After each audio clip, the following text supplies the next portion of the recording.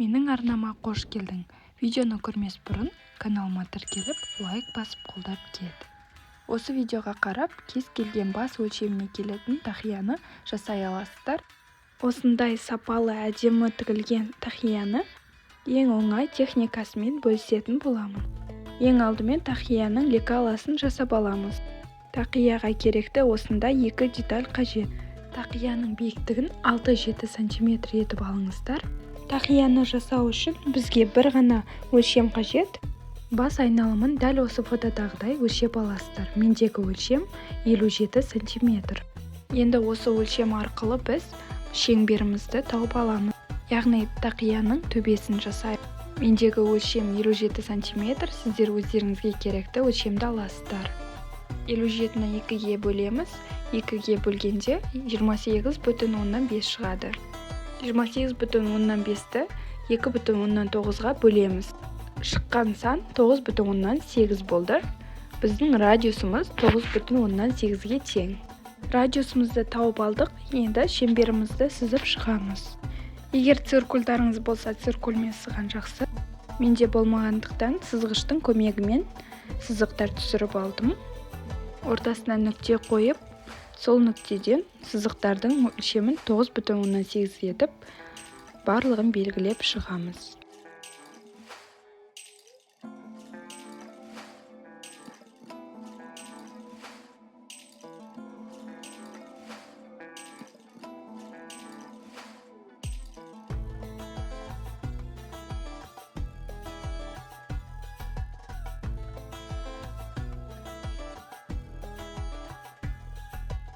Сызықтардың өлшемін белгілеп болған соң, сол нүктелердің барлығын қосып сызып шығамыз.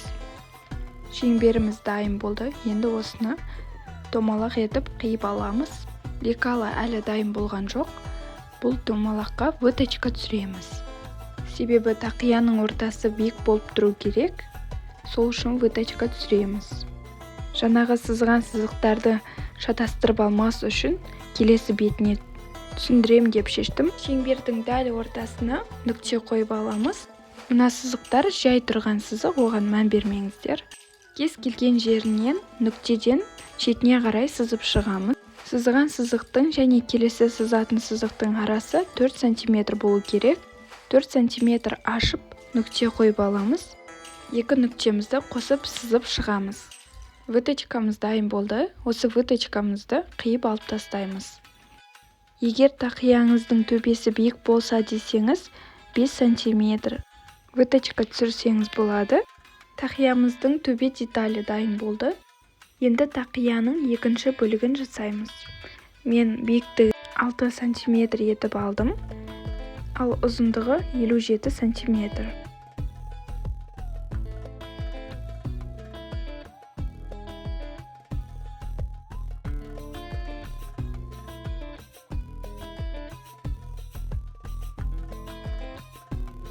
Міне біз осы лекаламен тақиямызды пішіп бастаймыз. Бұл лекала 57 см бас өлшеміне келеді. Матамызды екі бүктеп аламыз. Ұзын лекаламызды қойып, барлық шетіне 1-1 см-ден артық етіп қиып аламыз.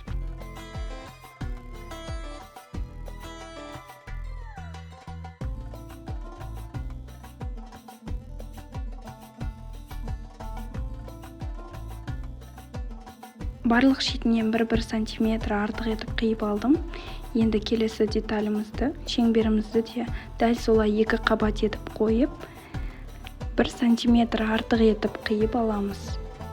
Шеңберімізді айналдырып қиып аламыз. Выточкасын соңында қиямыз.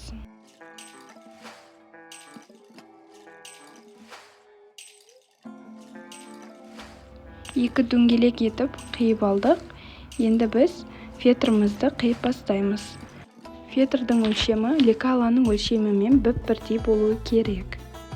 Келесі бізде паутинка. Паутинка матамызды да дәл солай екі қабат етіп қойып, осы екі басты матамызды қойып, қиып аламыз бірдей етіп. Паутинкамызды қиып алдым. Бұл паутинка неге керек десеңіздер, басты матамен фетрді қосып тұру үшін қажет болады. Екі шеңберімізге де дәл солай екі деталь етіп паутинканы қиып алдым. Енді маталарды қосып үтіктеп шығам. Алдымен қызыл основной матаны қойып алдым. Үстіне паутинка қоямыз.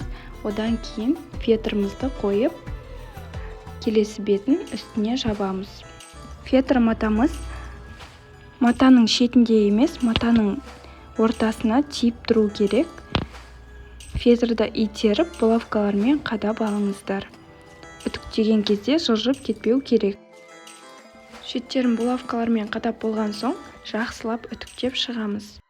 Паутинка клейіміз ерігенше үтікті көп ұстап тұрамыз.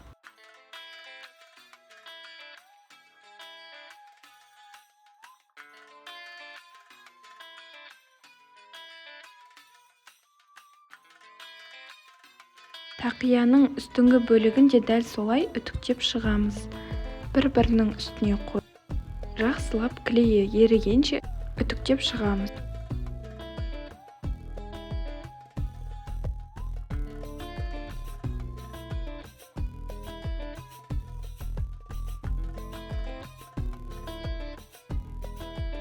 Дәл солай екінші бөлігінде үтіктеп шықтым. Енді біз осының артық шетін қиып тастаймыз. Фетрдің қасынан дәлме-дәл етіп қиып алып тастаймыз.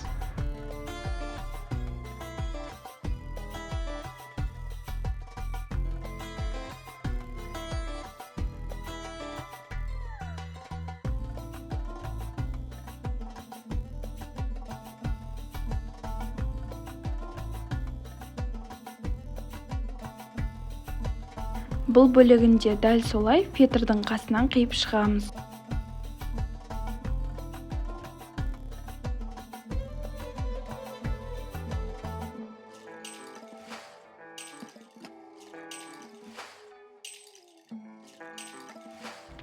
Қиып болған соң шеңберімізге выточкамызды түсіреміз. Лекаланың көмегімен выточкамызды түсіріп аламыз.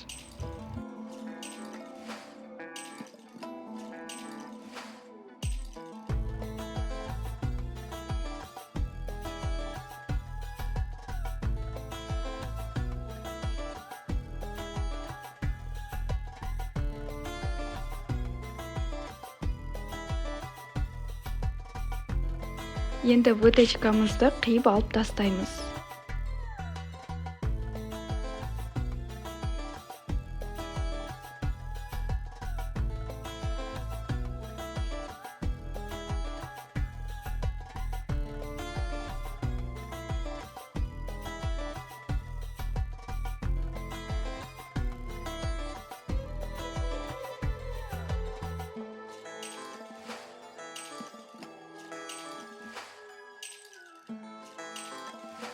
Выточкамызды қиып болған соң, сырғанға керек болатын сызықтарды түсіріп аламыз. Кез келген өрнекте сызсаңыздар болады. Ол жағы өздеріңізге байланысты, өздеріңіздің фантазияларыңызға байланысты керекті сызықтарды сызып алыңыздар. Мен жай ғана осындай тіке сызықтар түсіріп шықтым.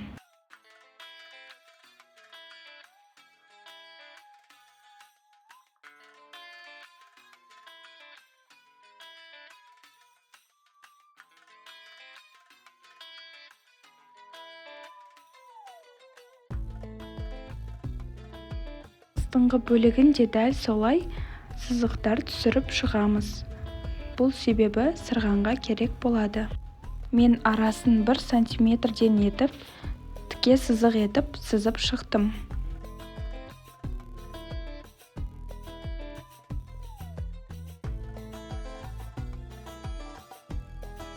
Енді біз осы сызған сызықтардың үстінен тігіс түсіріп шығамыз. Тігін машинкаңызда басқаша тігіс болса, басқаша әдемі тігіспен тіксеңіздер болады. Мысалға, осындай тігістер болады. Мендегі машинкада болмағандықтан тіке тігіс түсіріп шықтым.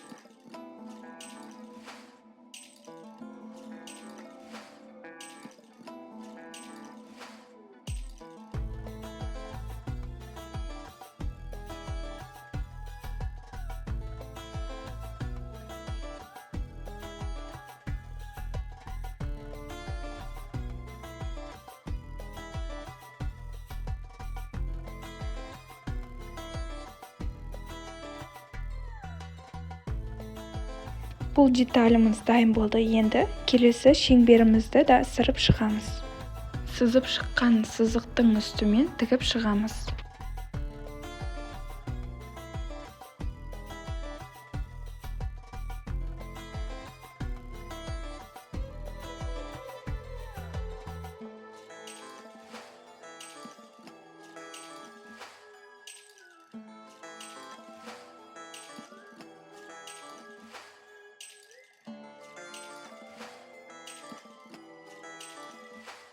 Барлығын сырып тігіп болған соң, енді екі деталімізді қосып тігіп шығамыз.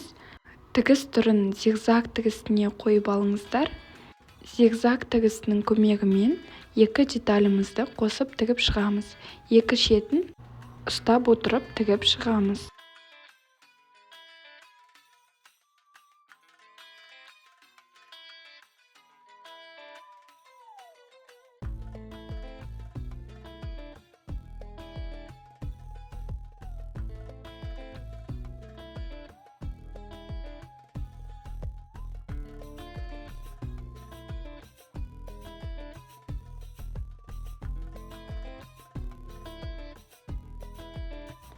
Байқаған болсаңыздар, мендегі тақияның үстіңгі бөлігі 2-3 мм артық болып қалды.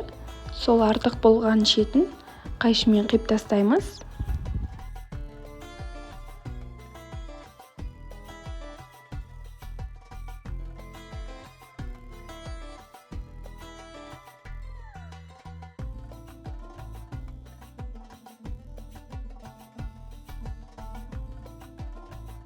Тігістеріміз өте әдемі, сапалы болып шықты.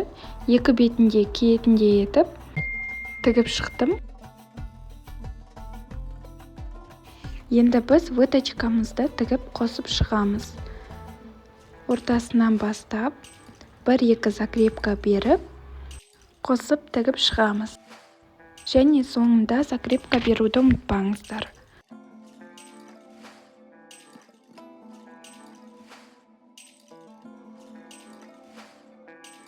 Тақиямыз осымен дайын.